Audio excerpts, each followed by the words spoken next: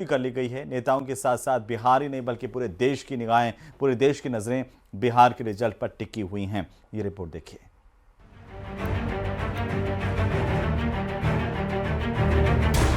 Record मतदान के बाद बिहार विधानसभा चुनाव में अब रिजल्ट की बारी है। बिहार ही नहीं बल्कि पूरे देश की नजर बिहार चुनाव के नतीजों पर है।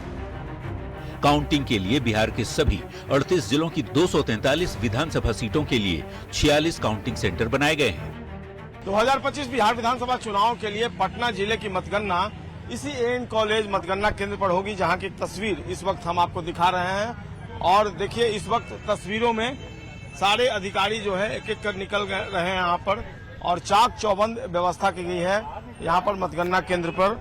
और सुबह 8 बजे से मतगणना जो है वो शुरू हो जाएगी। नतीजों के लिए चुनाव आयोग की तरफ से तैयारियां करीब करीब पूरी की जा चुकी हैं। चप्पे चप्पे पर सुरक्षा के साथ साथ मतगणना की हर संभव तैयारी की जा रही है। पूरे बलों की व्यवस्था की गई है, मजिस्ट्रेट्स की तैनाती की गई है और पूरे जिले में चौकसी बढ़ती जाएगी। काउंटिंग की शुरुआत बैलेट पेपर और ETPBS यानी electronically transmitted postal ballot system से होगी। उसके आधे घंटे बाद इलेक्ट्रॉनिक वोटिंग मशीनों के वोट गिने जाएंगे, फिर दोनों साथ चलता रहेगा। लेकिन जब तक बैलेट पेपर की गिनती पूरी नहीं हो जाती, तब तक EVM की गिनती खत्म नहीं की जाएगी। 163 जो 144 CRPC जिसको बोलते थे वो लागू रहेगा क्षेत्र में। जहां कहीं यदि भारी संख्या में लोग एकत्रित होंगे तो उनको डिस्पर्स करने की कानूनी कार्रवाई की जाएगी। बिहार की सभी 243 सीटों पर 2616 उम्मीदवार मैदान में हैं, जिनकी किस्मत EVM में कैद है। कौन जीतता है, कौन हारता है, बिहार में किसकी सरकार बन रही है, काफी हद तक शुक्रवार दोपहर तक स्थिति साफ हो जाएगी। वैसे एग्जिट पोल के नतीजों में NDA की सरकार बनती दिख रही है।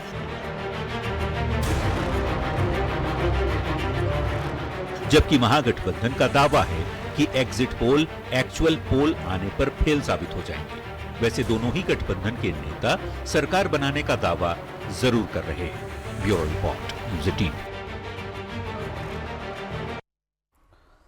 तो बिहार चुनाव का क्लाइमैक्स अब करीब आ चुका है, नजदीक आ चुका है। लेकिन नतीजों से पहले मगध के चुनावी मैदान में नेपाल और बांग्लादेश की जबरन एंट्री कराई जा रही है। डराया और धमकाया जा रहा है, कहा जा रहा है कि हम हारे तो बिहार को नेपाल और बांग्लादेश बना देंगे। ये शब्द किसी और के नहीं बल्कि RJD के नेता सुनील कुमार सिंह उनके हैं, और उन्होंने बाकायदा एक प्रेस कॉन्फ्रेंस में सबके सामने ये बातें कही। रिपोर्ट देखिए।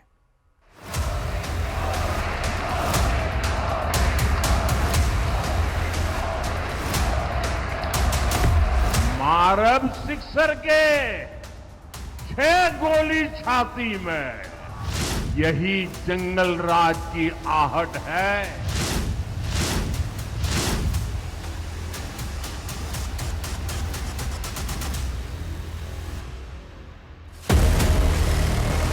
बिहार में नतीजों के एक दिन पहले की रात बहुत भारी है। 14 नवंबर को किसका नंबर लगेगा? फिलहाल सबके दावे तो अपनी जीत के हैं। बिहार में तेजस्वी मुख्यमंत्री बने जा रहे हैं, कोई कंफ्यूजन नहीं है। NDA की सरकार हमारी भारी बहुमत से बनने जा रही है। बिहार में क्यों इन लोगों को वोट देगा?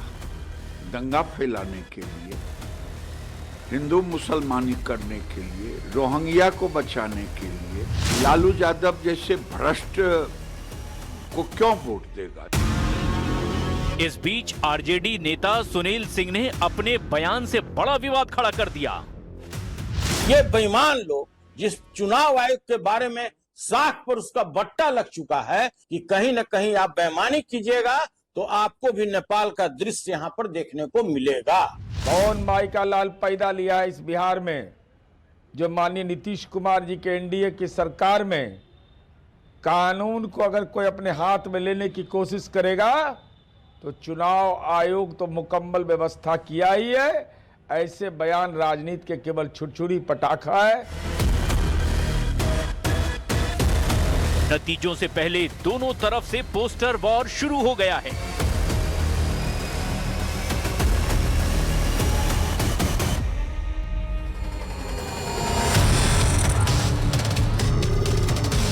इस बीच सासाराम समेत कई जगहों पर EVM की सुरक्षा को लेकर हंगामा हुआ। कहा गया ट्रकों में रखकर नकली EVM स्ट्रांग रूम पहुंचाए जा रहे हैं।